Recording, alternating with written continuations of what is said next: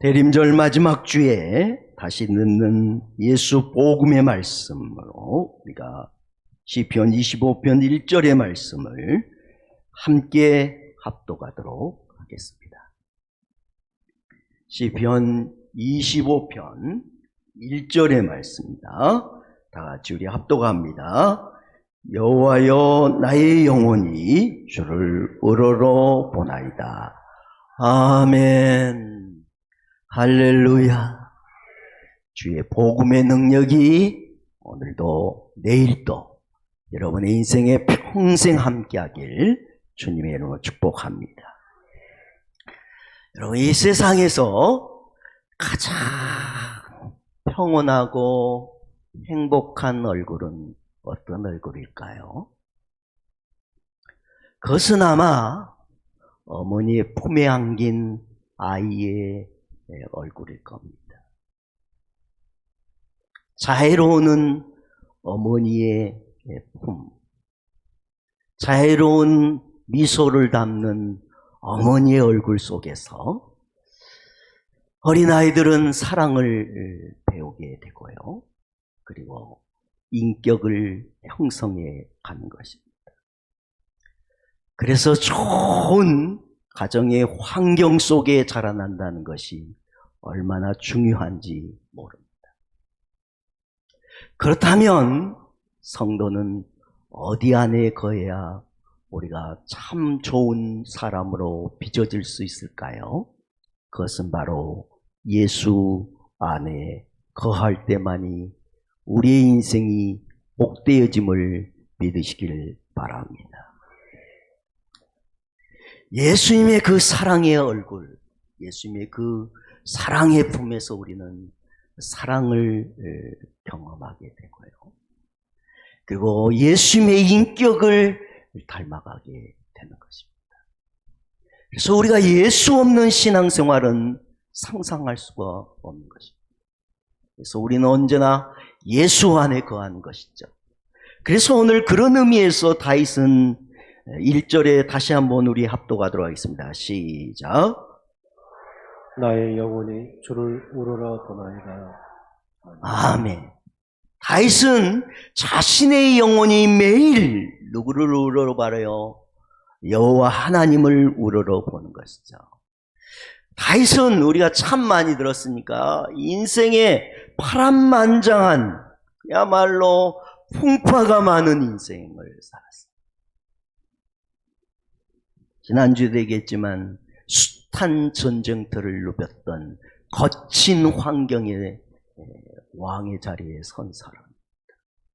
그런데 그는 우리를 모두가 이렇게 얘기합니다. 성군 다윗. 성군이 뭐예요?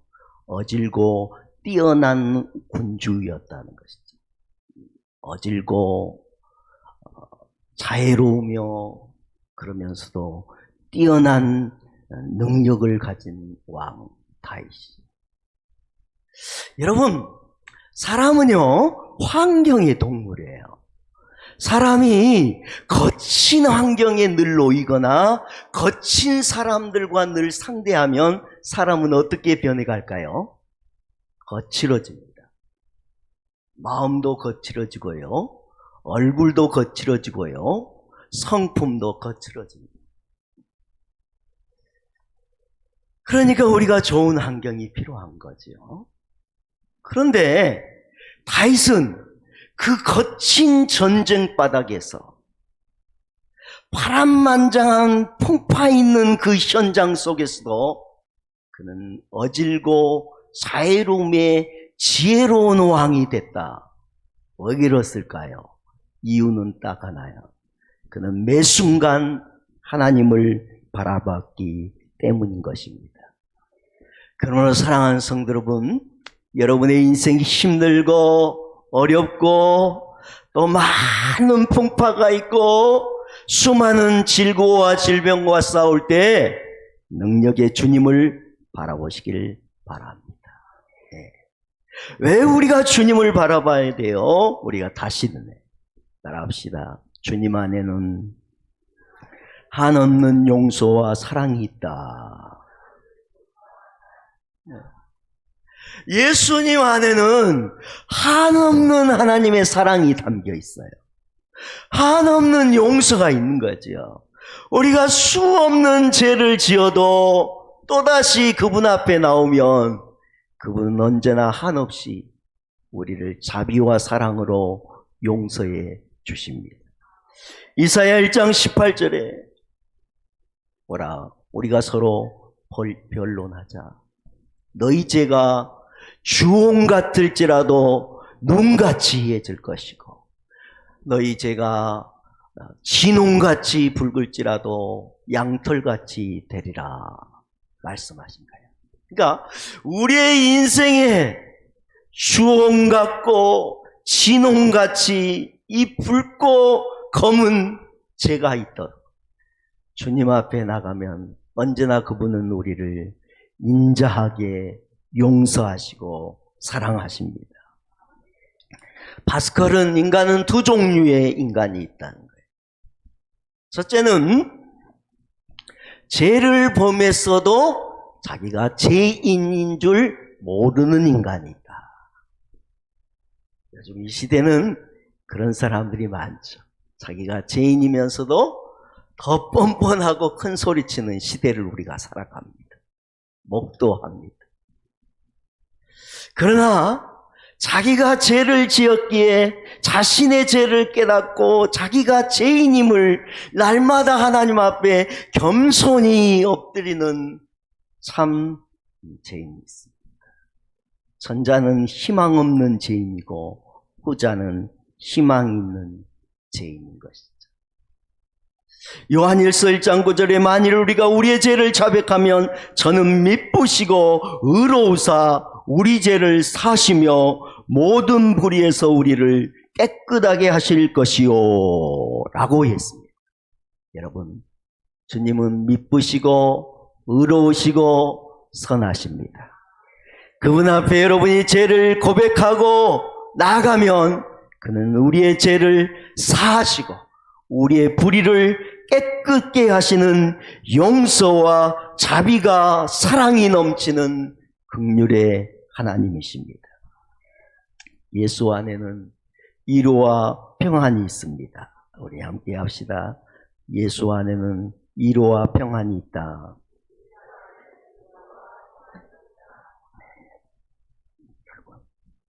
이 세상은 눈물과 한숨의 나날이죠. 그러니까 늘 얘기하지만 인생이 얼마나 힘이 드면 광야고 나그네겠어요. 얼마나 외로우면 그러겠어요. 고독과 불안은 현대인의 특징입니다. 늘 고독하고 불안합니다. 우리는 어디 가서 위로를 받을 수 있을까요? 어디 가서 우리는 기쁨을 얻을 수 있을까요? 윤가로 가서. 그런데 그것은 마치 소금물을 마시는 것 같아요. 마셔도 갈증이 있죠. 목마름이 있고 괴로움이 있어요. 영혼은 점점 망치고 망하는 것이죠. 그러므로 오늘 사랑하는 성도 여러분, 주님께로 나가시길 바랍니다. 주님 안에 평강이 있고 위로가 있습니다. 스펠존은 실망한 산자여 위로의 주께 가서 위로를 구하라 그랬어요. 여러분 언제나 위로의 주께 나와서 주의 위로를 구하며 사시길 바랍니다. 아까 얘기한 다윗이 그랬단 말이죠. 인생이 전쟁터에 늘 있으니 얼마나 사람이 공고해져요. 사람을 죽인 일이게 고통 일이겠어요. 그때마다 그는 주님의 나라를 위한 거룩한 싸움이었지만 그래도 마음 한구석이 늘 힘들 때가 많았겠어요. 여러분도 그러잖아요. 자녀를 향하여 여러분 한번 어떤 책망을 할 때 마음이 난 너무 기쁘고 희열에 쳤다. 그런 부모 있나요? 그런 사람은 부모도 아니야. 그런데 정상적인 부모는요, 뒤에 마음이 너무너무 힘들어요. 다윗이 얼마나 힘이 들겠어요.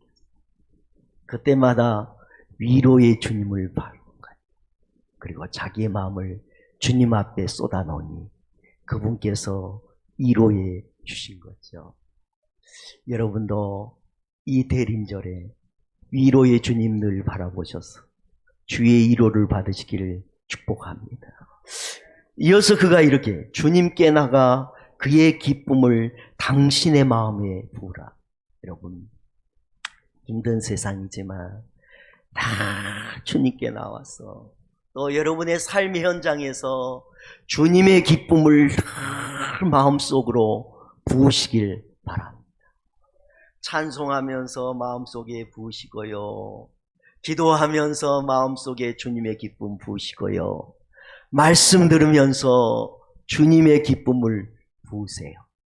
그러면 여러분의 마음이 기쁨이 충만해집니다. 뭘 붓느냐에 따라 여러분의 마음이 인생이 달라지는 거예요. 그러니까 스펠전은 여러분의 인생이 힘이 들지만 고통스럽지만 그걸로 당신의 마음을 늘 부으면 당신은 인생이 어두워지고 거칠어지니 주님의 기쁨과 위로를 부으라는 것이죠. 여러분들 이 대림절 마지막 주에 주님을 다시 기억하고 힘들 때 오히려 노래한 게 고수래.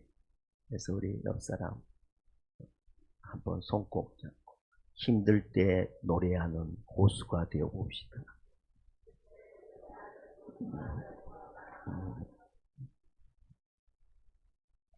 스펠전이 이어서 이렇게 했어요. 땅 위의 친구에게 가지 말라. 당신은 결국 욥의 친구를 얻을 뿐이다. 위로받기 위해서 친구에게 갔는데 결국 그 친구가 누구냐면 욥의 친구예요. 욥에게는 3명의 친구가 있었어요. 3명. 정말 좋은 친구들인데요. 그런데 욥이 하나님의 허락하신 가운데 사단이 그의 몸을 쳐서 질병에 넘어지고 자녀들도 잃고 재산도 다 잃어버린 거예요. 그러니까 친구들이 이 소문을 듣고 욥을 찾아왔어요. 위로한다고 찾아왔는데 이 3 친구의 결론이 뭐냐면 욥에게 이렇게 얘기해요. 욥아, 네가 사람들은 동방의 의인이라 그러고 대단한 믿음의 사람이라 그러는데 네가 이런 저주를 받는 이유는 뭔가 네게 숨겨놓은 죄가 있을 테니 너 교만하지 말고 하나님 앞에서 너 숨겨놓은 죄를 자백해라 그랬어요. 위로가 아니라 정죄를 했어요. 정죄. 판단했어요. 우리의 대부분의 친구들이 아마 그럴 거예요. 그죠? 말을 나누면 결국 정죄고 판단이죠. 그러니까 더 힘들어요. 친구 만나고 와서 마음이 편하시면 여러분 좋은 친구를 두신 거예요. 그런데 친구를 만나고 돌아갔는데 굉장히 마음이 좀 찝찝해. 힘들어. 그러면 여러분 좋은 친구가 아니에요. 여러분의 인생의 좋은 친구는 예수님입니다.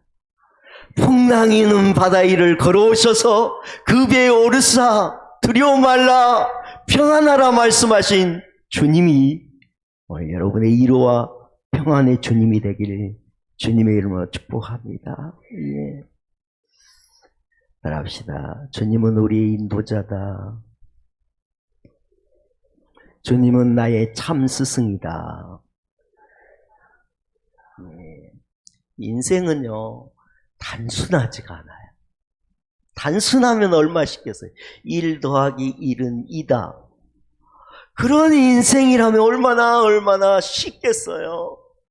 자녀를 키우면 1 더하기 1만 되면 2가 나오면 뭘 힘들겠어요. 그런데요 1 더하기 1은 인생의 2가 아닐 때가 더 많아. 마이너스가 나올 때가 있고요. 제로가 나올 때도 더 많고 그래요. 복잡해요. 변화무쌍해요.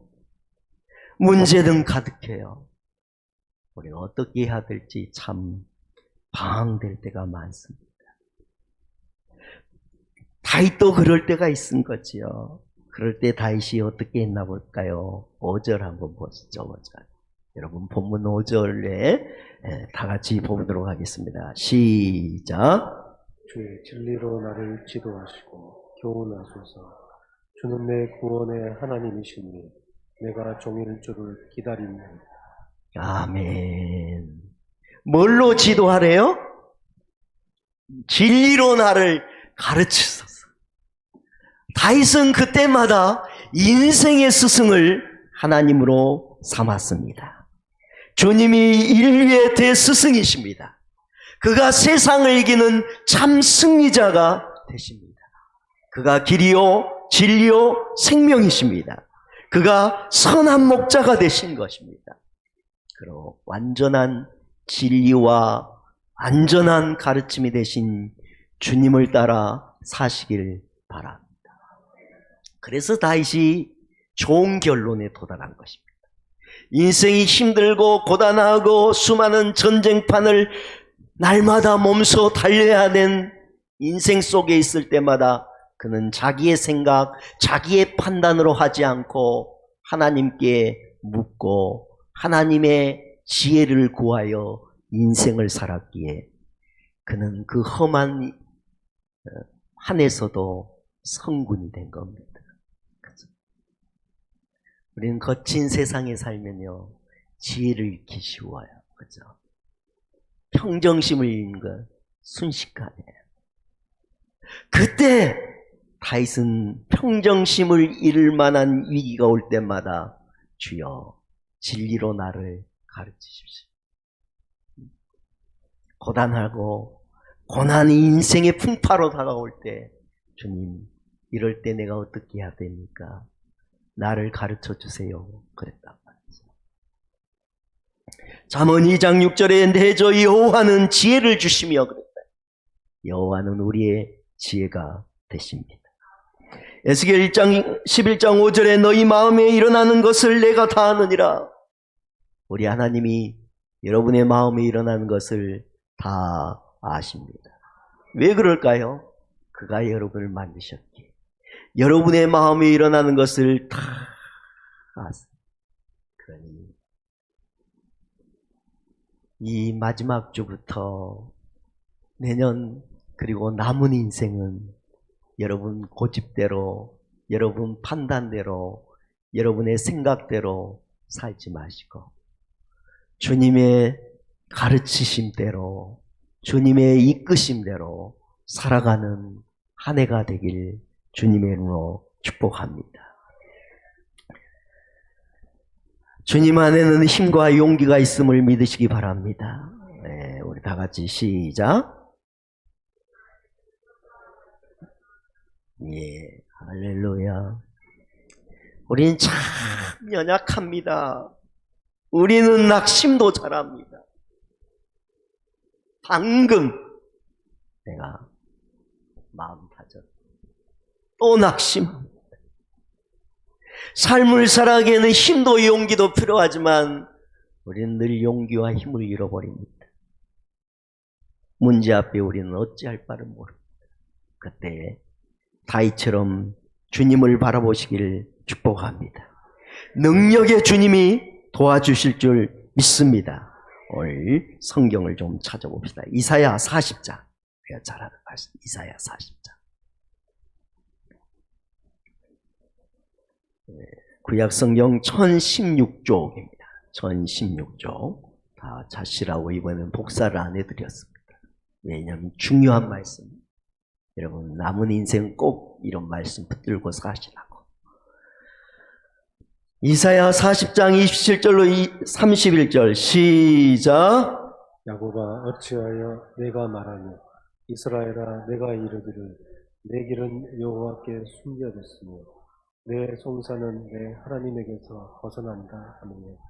너는 알지 못한 듣지 못하였느냐. 영원하신 하나님 여호와 땅끝까지 창조하신 이는 피곤하지 않으시며 분비하지 않으시며 명철이 함이 없으시며 피곤한 자에게는 능력을 주시며 무능한 자에게는 힘을 더하시나니 소년이라도 피곤하며 곤비하며 장정이라도 넘어지며 쓰러지되 오직 여호와를 앙망하는 자는 새 힘을 얻으리니 독수리가 날개치며 올라감 같을 것이요 다른 먹지를 하여도 곤비하지 아니하겠고 걸어가도 피곤하지 아니하리로다. 아멘. 할렐루야. 하나님은 피곤한 우리에게 능력을 주십니다. 무능한 우리에게 힘을 더하십니다. 여호와를 의지하시면 그가 독수리가 날개치며 올라가같이 새 힘을 하늘로부터 주실 줄 믿습니다. 야곱아 어찌하여 내가 말하며 이스라엘아 내가 이르기를 내 길은 여호와께 숨겨졌으며 내 송사는 내 하나님에게서 벗어난다. 인생 살 때 힘들고 어렵더라도 안 된다, 못 된다 말하지 마시고 오늘도 여러분에게 힘 주시는 그분을 힘 삼아서 사시길 바랍니다. 그 옆에 41장 10절에도 비슷한 얘기가 있죠. 이사야 41장 10절입니다. 시작. 두려워하지 말라. 내가 너와 함께함이라. 놀라지 말라. 나는 내 하나님이 되니라. 내가 너를 굳세게 하리라. 참으로 너를 도와주리라. 참으로 나의 의로운 오른손으로 너를 붙들리라. 아멘.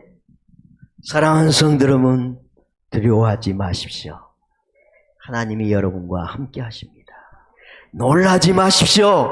하나님이 여러분의 하나님이 되십니다. 그분이 굳세게 하시고 그분이 도와주시고 그분이 붙들어 주십니다. 네, 항상 다윗은 그래서 늘 기억했어요. 여호와가 나의 빛이고 생명이시니 내가 누구를 두려워하리요. 그랬어요. 여러분 두려워하지 마세요. 그는 역경 속에서 늘 얘기해요. 내가 산을 향하여 눈을 뜨리라. 나의 도움이 어디서 올고? 그는 어디서 온 것을 깨달았어요. 천지를 지으신 여호와께로 옴을 깨달았어요. 여러분의 인생의 도움은 여호와께로 옵니다. 위로받으러 갔는데 대부분 욥의 친구를 만나 여러분 돌아올 때 어깨가 더 힘들어질 때가 많았죠. 그죠? 그러나 오늘도 우리의 어깨에 힘 주시는 참 도움의 그 주님을 바라보세요. 또 말씀 시편 42편 우리 봤던 말씀인데요. 너무 귀한 말씀이죠. 시편 42편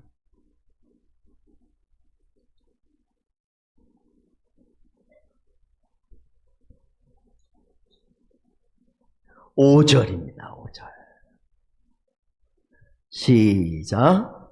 내 영혼아 내가 어찌하여 낙심하니 어찌하여 내 속에서 불안해하느냐. 너는 하나님께 소망을 두라. 그가 나타나 도우심으로 말미암아 내가 여전히 찬송하리로다. 예.